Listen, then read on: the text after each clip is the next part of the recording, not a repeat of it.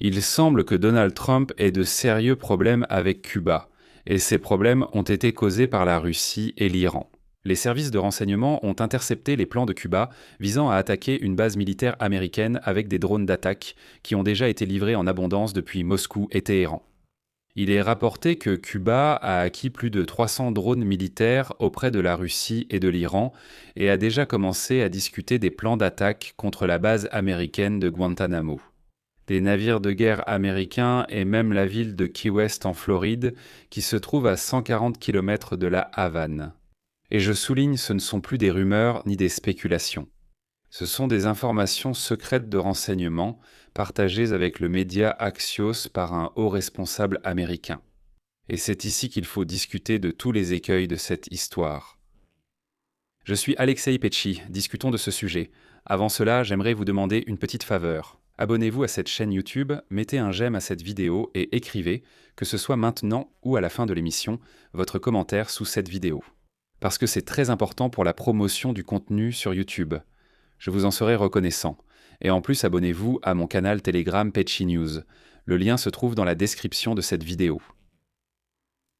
Alors, analysons tout cela étape par étape, parce que l'histoire est plus compliquée qu'elle n'y paraît à première vue. Aujourd'hui, le média Axios écrit que Cuba acquiert des capacités de frappe, des drones de différentes capacités auprès de la Russie et de l'Iran, et ce, depuis 2023. Mais il y a des informations selon lesquelles le dernier lot de drones aurait pu être livré par les Russes sur un pétrolier qui, en mars de cette année, a franchi le blocus de Trump et a livré à Cuba des produits pétroliers sous forme d'aide humanitaire. Il n'est désormais plus sûr qu'il n'y avait que du pétrole à bord. De grandes questions se posent à Donald Trump, qui affirmait que le blocus fonctionnait, mais a laissé passer le pétrolier russe. Les services de renseignement américains précisent que les drones sont stockés à des points stratégiques sur toute l'île de Cuba. De plus, au cours du dernier mois, les responsables cubains ont demandé des drones supplémentaires et du matériel militaire à la Russie. La question ici est de savoir d'où proviennent toutes ces informations.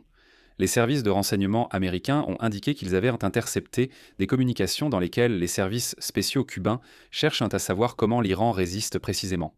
L'Iran résiste aux États-Unis. En somme, les Cubains analysent la tactique iranienne d'emploi des drones contre les forces américaines. Comme vous le comprenez, il ne s'agit pas seulement d'acquérir des armes, mais aussi de préparer leur utilisation tactique.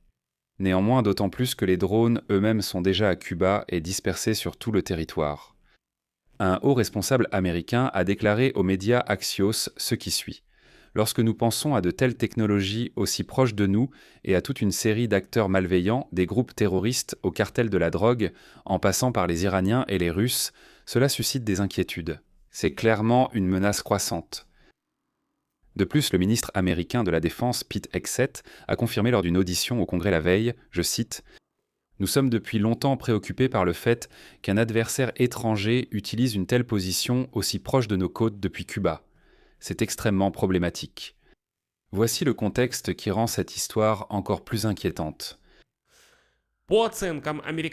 Les services de renseignement estiment que jusqu'à 5000 soldats cubains ont combattu aux côtés de la Russie en Ukraine. Et la Russie a payé au gouvernement cubain environ 25 000 $ pour chaque combattant envoyé. Au final, cela représente des millions de dollars qui sont allés dans les caisses d'Olimine de l'État cubain.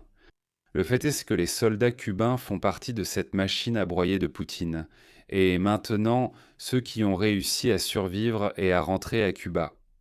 Ils étudient maintenant aussi la tactique iranienne de guerre contre les Américains, c'est-à-dire que les soldats cubains ont combattu en Ukraine, ont observé comment la Russie utilise les drones iraniens et, une fois rentrés chez eux, ont partagé ces connaissances avec les commandants militaires cubains. Ici, un grand salut à Donald Trump qui criait qu'il n'avait pas besoin de l'aide de l'armée ukrainienne, qui proposait ses connaissances en matière de guerre moderne.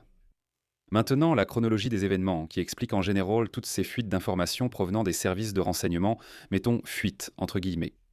Jeudi le 14 mai sur cette chaîne YouTube, nous avons déjà discuté du fait que le directeur de la CIA américaine, John Radcliffe, est arrivé à la Havane.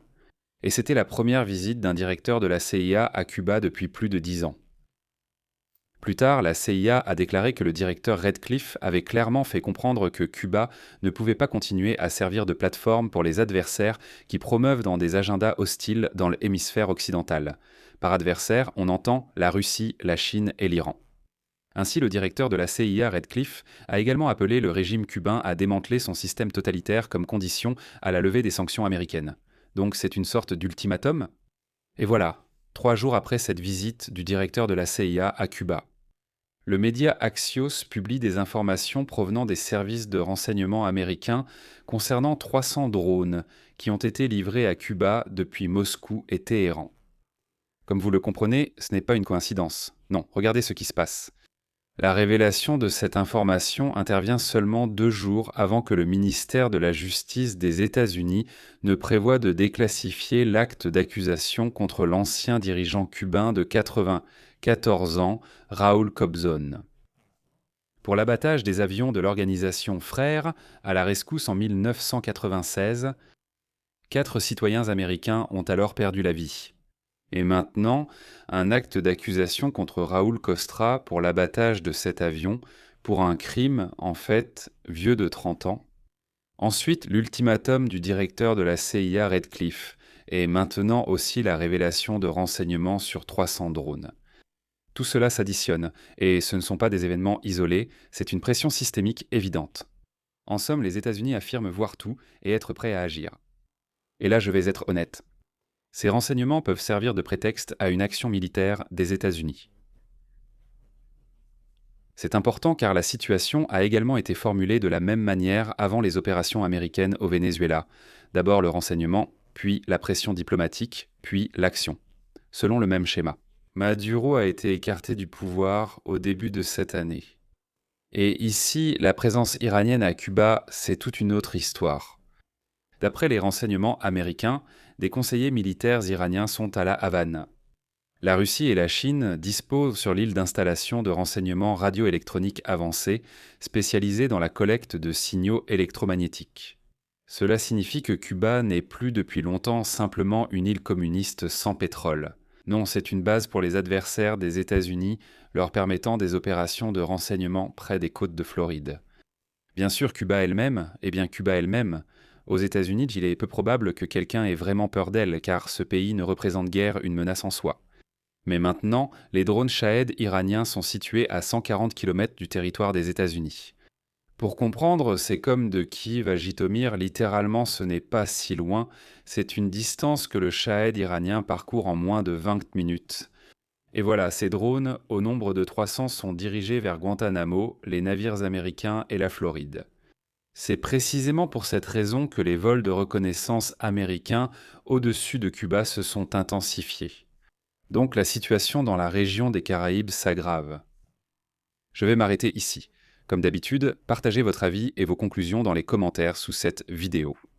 Abonnez-vous à la chaîne et activez la cloche. C'est très important pour recevoir les notifications et ne pas manquer les nouvelles vidéos. Et abonnez-vous à ma chaîne Telegram Pechi News, le lien se trouve dans la description de cette vidéo. Si vous souhaitez soutenir le travail de cette chaîne YouTube, vous pouvez le faire en faisant un don via les liens et les informations de paiement dans la description de cette vidéo. C'est tout pour aujourd'hui, à bientôt et prenez soin de vous.